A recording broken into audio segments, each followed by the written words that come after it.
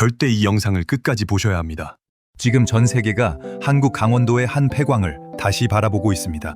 불과 30년 전까지는 망한 광산이라고 손가락질 받던 곳인데 지금은 미국과 일본, 독일이 동시에 주목하는 전략 자산이 됐습니다. 더 놀라운 건 따로 있습니다. 많은 사람들이 우리 자원을 외국에 넘긴 것 아니냐는 분노를 쏟아내고 있다는 겁니다. 그런데 실제 사실을 하나씩 들여다보면 인터넷에서 떠도는 이야기와는 다른 부분도 적지 않습니다. 오늘은 왜 세계가 상동광산에 몰려드는지, 정말 한국은 손해만 본 것인지, 그리고 일본이 지금 가장 긴장하는 이유까지 모두 알려드리겠습니다.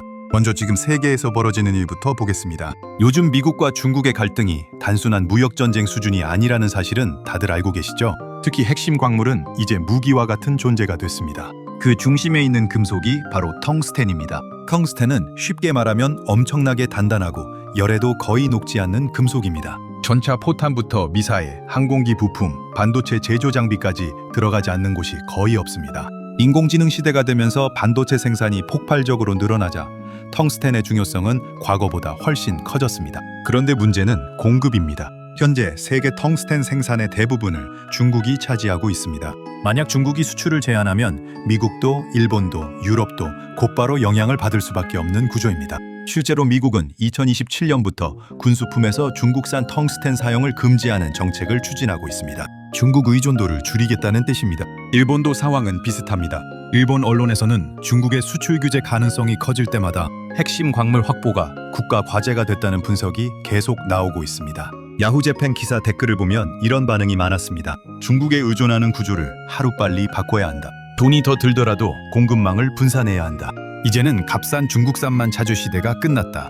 이처럼 일본에서도 공급망 불안이 현실적인 문제로 받아들이고 있습니다. 그런데 바로 이 시점에 전 세계가 다시 찾아낸 곳이 있습니다. 강원도 영월의 상동광산입니다. 여기서 잠깐, 상동광산이 얼마나 대단했는지 알고 계셨습니까? 지금 젊은 세대는 거의 모르지만 한때 상동광산은 대한민국 경제를 먹여 살렸던 곳입니다. 전쟁 직후 외화가 거의 없던 시절, 상동광산에서 생산한 텅스텐이 한국 수출을 이끌었습니다. 당시에는 광산 하나 때문에 도시가 생겼다고 할 정도였습니다. 사람들이 전국에서 몰려왔고 학교와 병원, 극장까지 생겼습니다. 하지만 이런 황금기도 오래가지 못했습니다. 1980년대 이후 중국이 엄청난 물량의 저가 텅스텐을 공급하기 시작했습니다. 가격 경쟁이 되지 않았습니다. 결국 상동광산은 1994년 문을 닫았습니다. 한순간에 수많은 일자리가 사라졌습니다. 지역 경제도 무너졌습니다. 많은 사람들이 그때를 아직도 잊지 못한다고 이야기합니다. 그런데 세상은 돌고 도는 법입니다. 30년이 지난 지금 오히려 중국 의존도가 너무 높아지면서 상황이 완전히 뒤집혔습니다. 중국을 대신할 광산이 필요해진 것입니다. 그리고 상동광산이 다시 주목받기 시작했습니다. 여기서 인터넷에서 가장 많이 나오는 이야기가 있습니다. 왜 캐나다 회사에 팔았느냐? 우리 자원을 왜 외국 기업이 가져가느냐? 실제로 이런 댓글이 매우 많았습니다. 좋아요가 가장 많았던 댓글 가운데 하나는 강원도를 중국이 탐낸 이유가 이거였구나 였습니다. 또 다른 반응도 큰 공감을 받았습니다. 우리나라 자원을 왜 외국 기업에 넘겼는지 이해가 안 된다는 의견이었습니다. 이런 감정은 충분히 이해할 수 있습니다. 하지만 여기서 중요한 것은 사실관계입니다. 현재 상동광산을 개발하는 기업은 캐나다 기업입니다. 그러나 광산이 한국 영토에서 사라지는 것은 아닙니다. 채굴과 공장 운영, 고용, 세금은 모두 국내에서 발생합니다. 즉 소유 구조와 국가 영토는 전혀 다른 문제입니다. 이 부분은 정확하게 구분해서 볼 필요가 있습니다. 오히려 많은 전문가들은 수천억 원이 필요한 초대형 광산 개발에 해외 자본이 투자하면서 장기간 방치됐던 광산이 다시 살아났다는 점에도 주목합니다. 여기서 흥미로운 사실이 하나 있습니다. 일본 역시 핵심 광물 확보를 위해 해외 광산 투자에 적극적으로 나서고 있습니다. 일본은 자국의 자원이 매우 부족하기 때문에 오래전부터 해외 광산 지분 투자 전략을 사용해왔습니다. 즉 해외 기업이 투자한다고 해서 반드시 손해라고만 볼 수는 없는 것입니다. 진짜 중요한 것은 국내의 어떤 산업이 함께 성장하느냐입니다. 그런데 바로 여기에서 반전이 나옵니다. 많은 분들이 단순히 광산만 다시 여는 것으로 생각하지만 실제 핵심은 따로 있습니다.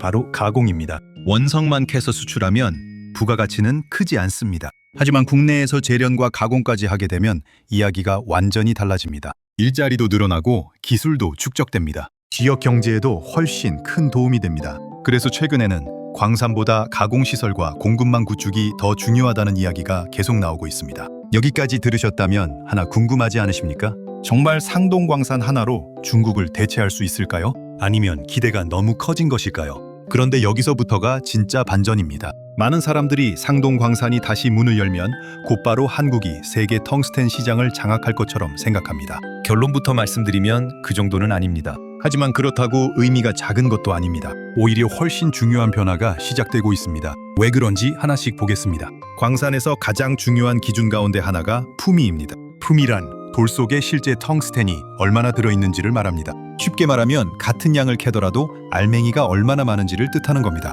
상동 광산은 세계적으로도 품위가 높은 광산으로 평가받고 있습니다. 같은 비용으로 더 많은 텅스텐을 생산할 가능성이 있다는 뜻입니다. 그래서 해외 기업들도 수년 동안 개발을 포기하지 않았던 것입니다. 여기에 또 하나 주목해야 할 것이 있습니다. 바로 공급망입니다. 예전에는 대부분의 기업이 가장 싼 가격만 찾았습니다. 하지만 지금은 아닙니다. 미국도 일본도 유럽도 조금 비싸더라도 안정적으로 공급받을 수 있는 나라를 더 중요하게 생각합니다. 공급이 끊기는 순간 공장 전체가 멈출 수 있기 때문입니다. 실제로 일본에서는 이런 분위기가 점점 강해지고 있습니다. 야후재팬 댓글에서도 이런 의견이 많았습니다. 가격보다 공급 안정성이 더 중요하다. 핵심 광물은 국가 안보 문제다. 중국 의존도를 줄이는 비용은 보험료라고 생각해야 한다. 예전에는 보기 어려웠던 반응입니다. 그만큼 분위기가 달라졌다는 뜻입니다. 여기서 많은 분들이 하나 궁금해하실 겁니다. 그렇다면 일본도 텅스텐이 부족한데 왜 직접 광산을 개발하지 않을까요? 이유는 의외로 간단합니다. 일본은 자원이 매우 부족한 나라입니다. 그래서 오래전부터 해외 광산에 투자하는 전략을 선택했습니다. 석유도 그렇고 천연가스도 그렇고 철광석도 마찬가지였습니다. 직접 보유하기보다 해외 공급망을 확보하는 것이 일본의 기본 전략이었습니다. 그런데 최근 들어 중국 리스크가 커지면서 그 전략에도 균열이 생기기 시작했습니다. 공급 자체가 막혀버리면 투자만으로는 해결되지 않기 때문입니다. 그래서 일본 기업들도 호주와 캐나다, 베트남 등 다양한 국가에서 핵심 광물 확보 경쟁을 벌이고 있습니다. 바로 이런 상황에서 한국의 상동 광산이 다시 등장한 것입니다. 이쯤에서 또 하나 오해를 풀어야 합니다. 인터넷에는 이런 이야기도 많이 보입니다. 46조 원을 1,000억에 팔았다. 하지만 이것은 사실관계를 정확하게 구분해서 볼 필요가 있습니다. 광산의 잠재 가치와 실제 거래 가격은 같은 개념이 아닙니다. 광산은 개발비가 엄청나게 들어갑니다. 수년 동안 적자가 날 수도 있습니다. 환경 인허가도 받아야 하고 시설도 만들어야 합니다. 성공한다는 보장도 없습니다. 그래서 단순히 예상 가치와 투자 금액만 비교하면 실제 사업 구조를 설명하기 어렵습니다. 물론 전략 자원을 어떻게 관리해야 하는지는 충분히 토론할 가치가 있습니다. 하지만 숫자만 비교해서 단정하는 것은 조심할 필요가 있습니다. 오히려 지금 더 중요한 질문은 이것입니다. 앞으로 한국이 이 기회를 얼마나 잘 활용할 수 있느냐입니다. 여기서 세 번째 반전이 나옵니다. 사실 텅스텐보다 더 중요한 것은 기술입니다. 광산만 있어서는 큰 돈을 벌기 어렵습니다. 원석을 고부가가치 소재로 만드는 기술이 있어야 합니다. 반도체용 소재를 만들고 방산용 고순도 소재를 만들고 첨단 산업에 공급해야 진짜 경쟁력이 생깁니다. 일본이 지금까지 강했던 이유도 바로 여기에 있었습니다. 원재료보다 소재 기술이 훨씬 강했던 것입니다. 한국도 같은 길을 가야 합니다. 광산 하나만으로 끝나는 것이 아니라 소재 산업 전체를 키워야 합니다. 그래야 진짜 국가 경쟁력이 만들어집니다. 실제로 세계 경제는 이제 자원을 파는 나라보다 기술을 가진 나라가 더 큰 부가가치를 가져가는 시대입니다. 그래서 상동광산의 성공 여부도 결국은 가공기술과 공급망 구축에 달려 있습니다. 여기까지 보셨다면 이런 생각이 드실 수도 있습니다. 결국 외국 회사가 돈을 버는 것 아니냐? 맞습니다. 수익의 일부는 투자 기업이 가져갑니다. 하지만 반대로 생각해 보십시오. 수십 년 동안 방치된 광산이 계속 그대로 있었다면 일자리도 세금도 지역 경제도 아무것도 생기지 않았을 가능성이 큽니다. 그래서 중요한 것은 국내 산업이 함께 성장하는 구조를 만드는 것입니다. 강원도 영월이 다시 살아나고 관련 기업들이 모이고 연구개발 인력이 늘어난다면 그것 역시 큰 자산이 될 수 있습니다. 결국 승부는 지금부터입니다. 30년 동안 잠들어 있던 광산이 깨어났습니다. 하지만 진짜 시험은 이제 시작입니다. 한국이 단순히 광물을 캐는 나라에 머물지 않을지 아니면 첨단 소재 강국으로 도약할지는 앞으로의 정책과 기업 경쟁력에 달려 있습니다. 결국 이 이야기는 광산 하나의 성공담으로 끝나지 않습니다. 오히려 앞으로 대한민국이 어떤 선택을 해야 하는지를 보여주는 사례라고 할 수 있습니다. 왜냐하면 세계는 이미 자원전쟁 시대에 들어갔기 때문입니다. 불과 몇 년 전까지만 해도 석유와 가스가 가장 중요했습니다. 하지만 지금은 분위기가 완전히 달라졌습니다. 반도체에는 희귀 금속이 필요하고 전기차에는 리튬과 니켈이 필요합니다. 인공지능 서버에는 구리와 히토류가 필요합니다. 드론과 미사일에는 텅스텐이 들어갑니다. 결국 미래 산업은 핵심 광물을 확보하는 나라가 유리한 구조로 바뀌고 있습니다. 일본도 이 사실을 누구보다 잘 알고 있습니다. 그래서 일본 정부는 수년 전부터 핵심 광물 공급망을 국가 안보 문제로 다루고 있습니다. 기업 혼자 해결하는 것이 아니라 정부와 금융기관이 함께 움직이고 있습니다. 우리도 참고할 부분이 분명 있습니다. 흥미로운 것은 일본 네티즌들의 반응입니다. 야후 재팬에서는 한국 상동광산 관련 기사에도 적지 않은 관심이 이어졌습니다. 특히 눈에 띄는 반응은 이런 내용이었습니다. 한국도 결국 전략 광물을 확보하게 되는구나. 중국 의존도를 줄일 수 있는 나라가 앞으로 더 강해질 것이다. 광산보다 중요한 것은 가공 기술이다. 반대로 한국에서는 과거를 안타까워하는 목소리가 많았습니다. 하지만 지금 가장 중요한 것은 앞으로입니다.